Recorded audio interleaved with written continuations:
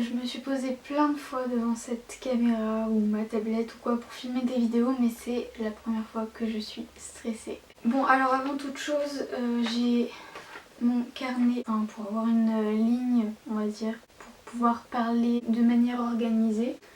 Bonjour tout le monde, j'espère que vous allez bien. Aujourd'hui on se retrouve avec une vidéo assez spéciale que je pensais pas faire en fait sur cette chaîne là. Je pensais la faire sur ma nouvelle chaîne et c'est aussi pour ça que j'avais créé ma nouvelle chaîne.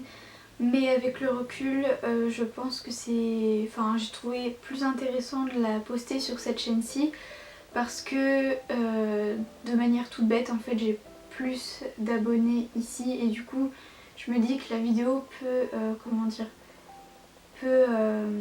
atteindre plus de personnes et donc aider plus de personnes. Donc c'est pour ça que je la fais sur cette chaîne-ci.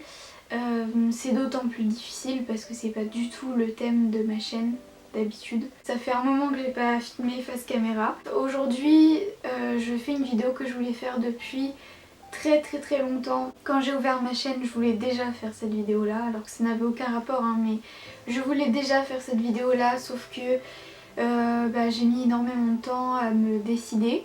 Voilà, parce que c'est pas une vidéo très facile à faire. C'est une vidéo qui va sûrement être vue par des gens que je connais, qui me connaissent mais sans savoir véritablement mon histoire entre guillemets. Et je vais aussi également m'ouvrir à mes abonnés. Donc c'est assez spécial et ça me fait assez peur. J'ai peur un peu des retours que je vais avoir sous cette vidéo ou dans la vraie vie, etc. avec les personnes que je connais. Mais c'est parti, je vais commencer la vidéo. Alors, je vais pas passer par quatre chemins parce que vous avez sûrement déjà vu le titre.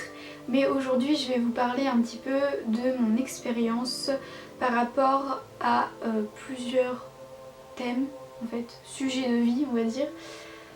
Qui sont pas très abordés à mon goût je trouve par les médias, donc que ça soit sur internet, donc YouTube etc, mais que ça soit aussi à la télé, on en parle mais pas assez je trouve et ça me tenait à cœur tout simplement de vous en parler aujourd'hui. J'en ai jamais réellement parlé comme ça quoi, à part à mes parents. Je suis un peu stressée. Donc on va commencer par le début. Alors à l'école primaire, voilà, j'ai jamais eu de problème ni rien, enfin je suis allée normalement quoi. Quand je suis rentrée au collège, donc ma 6ème s'est super bien passée et ma 5ème ça s'est légèrement dégradé on va dire. En fait j'ai développé une phobie qui est pas très connue mais que quand même quelques personnes ont. Je peux notamment citer la youtubeuse Marine Elbars que je suis énormément parce que je sais qu'elle a un peu les mêmes problèmes que moi et donc du coup je m'identifie à elle etc. Donc je vous mettrai sa chaîne en barre d'infos si ça vous intéresse. Voilà, donc j'ai commencé à avoir peur de vomir tout simplement, donc ça s'appelle l'hémétophobie. Rien que d'en parler j'aime pas trop ça. Donc voilà, j'ai commencé à avoir cette phobie quand j'ai eu 11-12 ans, voilà, après avoir été malade, enfin comme beaucoup de gens. Et donc quand j'étais en cours, j'allais souvent à l'infirmerie et au bout d'un moment c'était presque devenu une habitude, presque tous les jours fallait que j'aille à l'infirmerie parce que sinon c'était anormal limite. Alors que j'avais rien en fait, c'était juste des angoisses au début, c'était un petit stress par-ci, un petit stress par-là, voilà. Une interro qui me stresse, ça va me donner mal au ventre, alors du coup j'ai préféré aller à l'infirmerie. Donc voilà, au début c'était que des petits trucs. Et puis au final ça prenait de l'ampleur. J'ai commencé à prendre avec moi des médicaments quand j'allais au collège.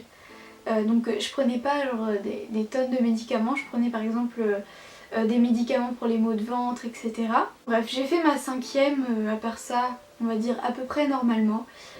Et l'été, donc entre la 5ème et la 4ème, je suis tombée malade.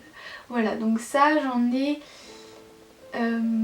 jamais parlé je pense. J'aime pas trop, enfin je préfère dire tomber malade que dire le nom de la maladie parce que pour l'instant on va dire à ce moment là de la vidéo pour moi c'est plus simple de dire comme ça. J'ai commencé à beaucoup moins manger et en fait pour moi c'était normal en fait, je mangeais normalement. C'est juste que par exemple je sautais un repas par-ci, un repas par-là, mais au début c'était de temps en temps et après c'est pareil, c'est devenu une habitude et je sautais un repas par semaine, après c'était un repas tous les 2 jours et puis quand je mangeais c'était pratiquement rien en fait. Et j'avais l'impression que c'était trop. Quand je me regardais dans la glace, alors je me regardais pas beaucoup parce que je suis pas trop le genre de personne qui aime se regarder dans le miroir. Mais quand je me regardais, je voyais une fille totalement normale et avec un physique totalement banal. C'est-à-dire que pour moi j'étais pas en surpoids, j'étais pas en sous-poids, j'étais dans la norme en fait. Sauf que d'un point de vue extérieur, j'étais pas du tout, mais du tout comme je me voyais moi. Et donc cet été-là, donc c'était l'été 2013, je mangeais presque plus parce que il faisait chaud et puis en plus j'avais mes angoisses etc. qui étaient de plus en plus présentes on va dire dans ma vie. Une petite anecdote à vous raconter que je ne savais pas jusqu'à il y a peut-être un an ou deux. Je me voilais vraiment la face, mais cet été-là il faisait chaud donc j'étais en short, en débardeur, enfin comme tout le monde en été. Mes proches marchaient derrière moi, voilà je marchais genre devant, enfin tranquille quoi. Et puis ça arrivait que les gens me regardent de travers, qu'il y ait des messes basses etc. Mais moi, comme je me sentais normale, je me sentais pas jugée ou j'avais pas l'impression qu'on me parlait derrière mon dos. Et je me rendais pas compte que les gens ils me regardaient d'une manière déplacée ou qu'il y avait des remarques qui étaient faites ou les voitures qui, comment dire, ralentissaient pour regarder mes jambes ou mes bras ou mon visage. Pour moi j'étais normale et ça me paraissait totalement banal de marcher dans la rue. Sauf que tout a basculé quand je suis rentrée en quatrième. Alors voilà, j'étais dans un collège de ma ville. Je suis toujours restée dans ce collège-là, c'est-à-dire que c'était le même collège que ma 6e, 5e. Sauf qu'en fait, je me suis retrouvée dans une classe où je connaissais pratiquement personne. Et les personnes que je connaissais, je ne leur parlais pas en fait. C'était des gens avec qui voilà, j'avais pas d'affinité particulière. Et voilà, je me suis retrouvée vraiment toute seule. Je me rappellerai, je pense, toute ma vie du jour où la directrice du collège a appelé nom par nom la liste des quatrièmes voilà, de ma classe et où je me suis dit c'est pas possible, il y a au moins un de mes amis qui va être dans la même classe et en fait je me suis retrouvée toute seule. Voilà, et à l'époque mes parents, enfin ma mère en tout cas cette année-là m'avait accompagnée et c'était assez triste parce que je voyais ma mère s'éloigner du collège et moi j'étais là toute seule. Mais voilà, je me suis dit bon c'est pas grave, je vais peut-être me faire de nouveaux amis, au pire mes amis je les reverrai à 10h, enfin vous voyez quand ça sonne etc.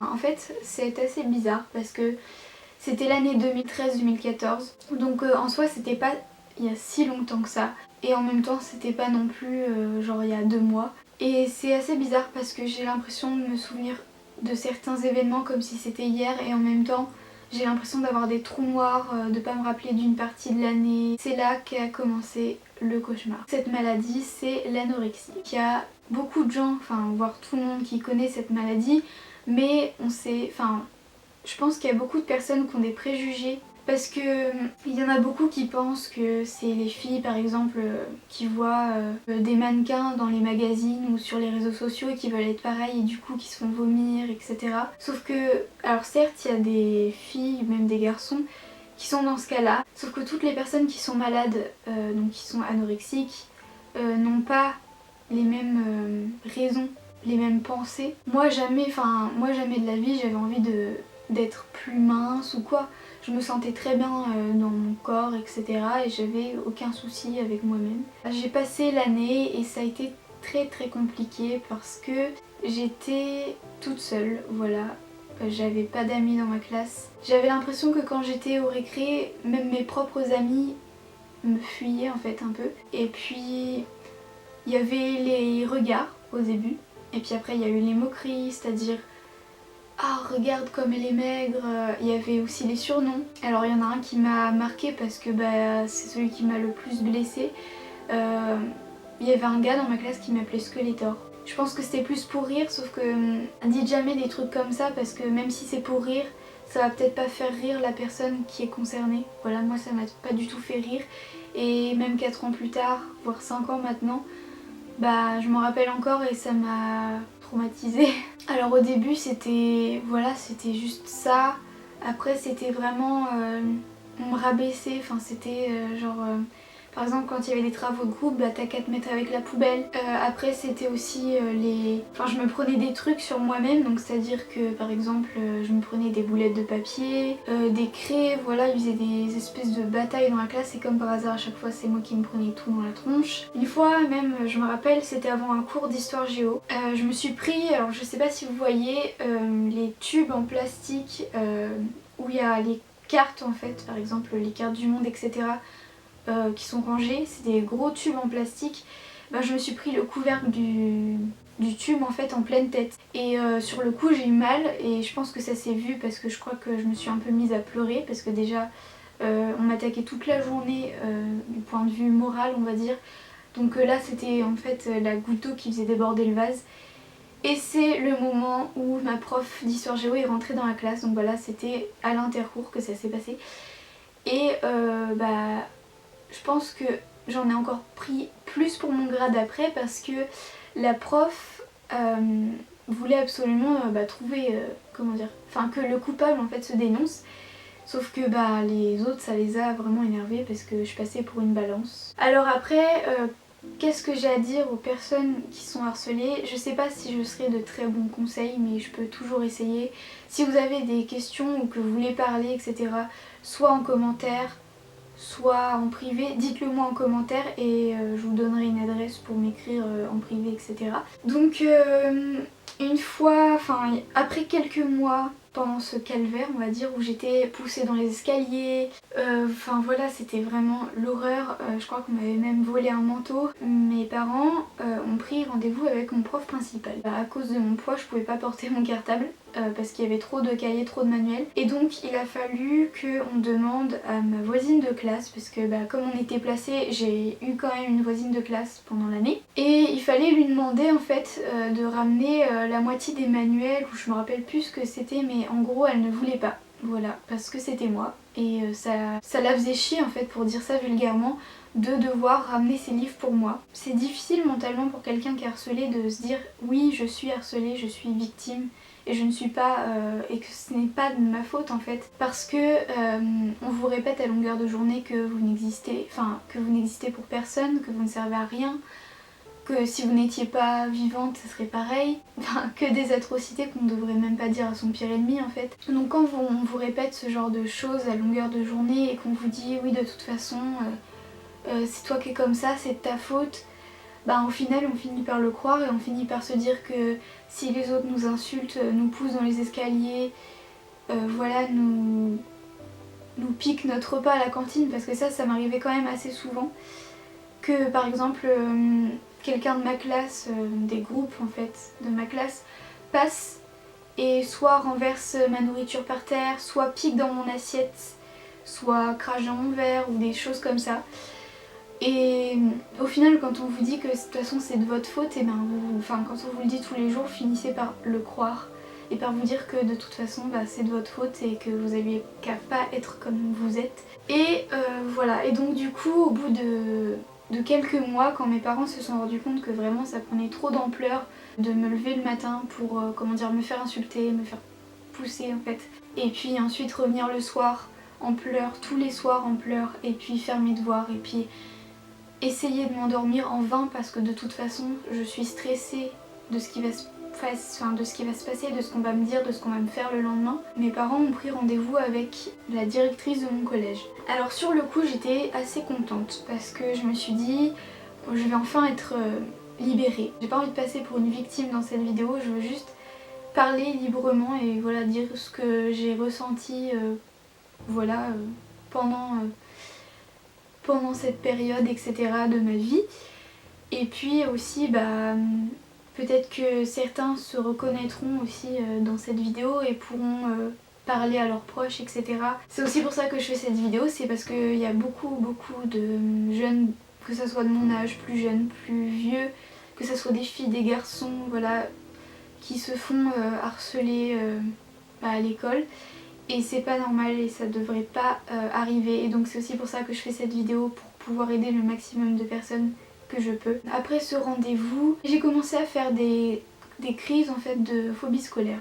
Donc la phobie scolaire, voilà, il y a beaucoup de gens qui pensent que c'est de la comédie, que c'est un truc qu'on a inventé pour les enfants, les ados qui ont la flemme d'aller en cours et de bosser. Mais non, la phobie scolaire c'est pas ça, ça existe vraiment. Un jour on était en vie de classe, c'était un mardi. Elle est arrivée pendant l'heure de vie de classe et la CPE l'a suivie et la CPE est arrivée et m'a dit de venir avec elle. Ma directrice de collège allait passer dans ma classe pour essayer de faire peur un peu aux gens de ma classe pour qu'ils arrêtent de m'embêter, voilà, tout simplement. Et ça a eu quelques répercussions, ça n'a pas arrangé mon problème. Alors maintenant je dis pas qu'il faut pas parler parce que c'est très important de parler quand on est harcelé. Si vous êtes harcelé, il faut parler, parler à n'importe qui, que ça soit un surveillant, quelqu'un de votre collège, vos parents, un frère, une soeur, une amie, un voisin, n'importe qui, mais parler parce que c'est hyper important de parler. C'est la seule façon en fait de s'en sortir parce que tant qu'on parle pas, on reste seul face à ça et c'est impossible en fait de sortir soi-même tout seul. Et quand je suis revenue, donc c'était à l'heure de la récré, il devait être 15h, il y avait des gens qui me harcelaient dans ma classe qui étaient devenus pires parce que ils s'étaient rendus compte que du coup j'avais parlé et je pense que ça les a vachement énervés, ça les a touchés en fait dans leur ego et du coup ils étaient encore pires. Et il y a d'autres personnes qui qui sont devenues très hypocrites, qui ont été là du genre oh on savait pas que tu te sentais comme ça va, on va rester avec toi, alors que c'est des personnes qui se moquaient de moi habituellement, donc intérieurement j'étais un peu morte de rire, voilà. On a fait une lettre à la directrice en fin d'année, donc j'ai quand même réussi à passer en troisième avec les notes pourries que j'avais, parce que forcément faut pas oublier que ça a aussi des répercussions sur les notes, etc. Et du coup je suis passée en troisième et on a demandé à ce que je sois avec mon groupe d'amis. Donc je me suis retrouvée avec mon groupe d'amis. Quand je me suis retrouvée en troisième, au début ça allait super bien. Voilà, j'étais avec mes amis, j'allais mieux et tout. Et puis, le drame. Voilà, donc en fait j'avais une meilleure amie, voilà.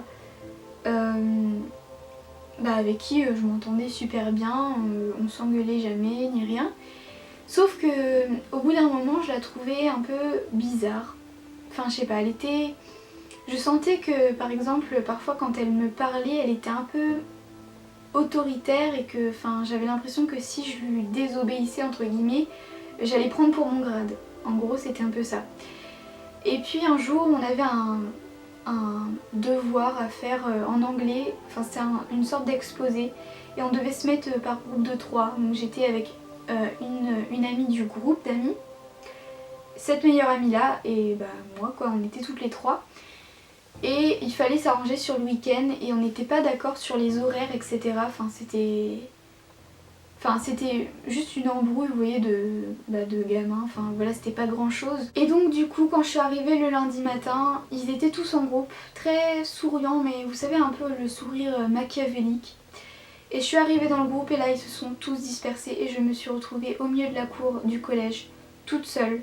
Et là, tout le monde me regardait. S'en est suivi plein de trucs dans l'année, notamment j'ai eu le droit aux rumeurs du style, comme c'était mes anciens amis, ils étaient au courant de mes problèmes d'anorexie et donc j'avais eu droit à la rumeur comme quoi je me faisais vomir, ce qui n'était pas du tout vrai parce que si j'étais tombée malade c'était justement parce que j'avais peur de vomir. Voilà, donc j'ai eu le droit à ce genre de rumeurs qui ont fait le tour du collège. C'était très génial de voir tout le monde me pointer du doigt avec ce genre de phrases. Et alors je l'ai su qu'en fait c'était cette fille là, donc je vais pas dire son nom évidemment, mais qui avait demandé à tous mes amis de ne plus me parler en leur disant que je parlais derrière leur dos alors qu'en fait c'était elle qui parlait derrière le dos de tout le monde et qui manipulait tout le monde. En fait c'était une amie toxique, une manipulatrice, parce qu'en fait une des filles du groupe ne s'est pas fait avoir et le lundi matin j'ai fini en pleurs quand même parce que c'était assez traumatisant comme expérience. Mais après elle est venue me voir et elle m'a dit qu'en fait elle avait reçu, elle m'a montré les messages, voilà, elle avait reçu des messages comme quoi il fallait pas me parler, etc. C'était limite une secte le truc, tout le monde la croyait. Alors cette année-là, donc je regarde sur le carnet parce que du coup il y a des choses que j'ai oubliées mais dont je vais parler. Alors par exemple une fois je me suis fait manipuler par quelqu'un qui m'a dit de pousser un garçon et comme moi je voulais pas, la personne m'a poussé contre le garçon qui a cru que je l'avais poussé et je me suis pris un coup de pied dont je vous mettrai la magnifique photo parce que je me suis ouvert le genou. Je suis allée à l'infirmerie du collège sachant qu'une surveillante avait tout vu et Il me semble que j'ai juste eu une lettre d'excuse qui était même pas sincère en plus. Et donc aussi j'ai oublié de parler d'un petit truc qui était que j'ai eu en 5e, 4e. C'était soi-disant un jeu à la mode. Alors je sais pas si c'était vraiment un jeu ou pas, je ne pense pas.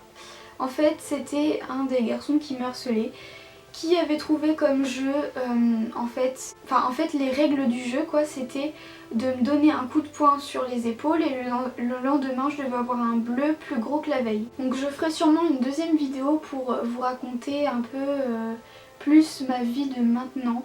Mais en tout cas je voulais dire pour finir cette vidéo que déjà il faut parler si vous êtes harcelé, si vous avez un problème ou quoi. Si vous savez pas à qui parler, bah déjà moi je suis là, je peux vous écouter, je peux essayer de vous aider, même si pour moi ça peut être un peu genre compliqué à travers un écran d'aider quelqu'un, mais voilà, je peux vraiment essayer de vous aider. Et si vous voulez parler à quelqu'un de, genre de plus proche de vous, etc., bah faites-le, c'est hyper important. Voilà, il n'y a que comme ça en fait qu'on va s'en sortir. Alors faut savoir que je vais beaucoup mieux. Depuis cette époque là je ne suis plus malade. Voilà, j'ai pris 20 kilos. Et aussi ce qui m'a aidé c'est de passer en seconde parce que voilà, je suis passée dans un lycée et on avait fait une lettre à mon proviseur pour que je me retrouve avec que des gens que en fait je connaissais pas et qui n'étaient pas de mon collège, pour être sûre de repartir sur une bonne base. Et cette année là je me suis fait des amis. Alors certes ça a été dur, voilà, j'ai encore fait quelques crises et puis toutes en fait mes années de lycée ont été compliquées à suivre, mais je vais quand même mieux. Et c'est aussi pour ça que maintenant je suis prête à aider les autres. C'est important pour moi et je pense que je serai totalement guérie, on va dire entre guillemets, de cette période de ma vie seulement si j'aide d'autres gens qui sont dans le cas qui sont dans le cas où j'ai été moi auparavant. Ça me tient vraiment à cœur de pouvoir aider les autres, c'est pour ça que je fais cette vidéo. Voilà, je vous ferai sûrement une vidéo update pour vous raconter un peu plus ma vie de maintenant, c'est-à-dire post-harcèlement scolaire et anorexie. Parce que faut pas non plus se voiler la face, hein, j'ai encore des problèmes, il y a encore des jours où c'est très compliqué. Bref, j'espère que cette vidéo aura aidé au moins une personne, ça serait déjà ça quoi. Et après si ça peut aider plusieurs personnes, et ben, je serais vraiment super contente. Donc voilà, je vais juste vous dire à bientôt et voilà.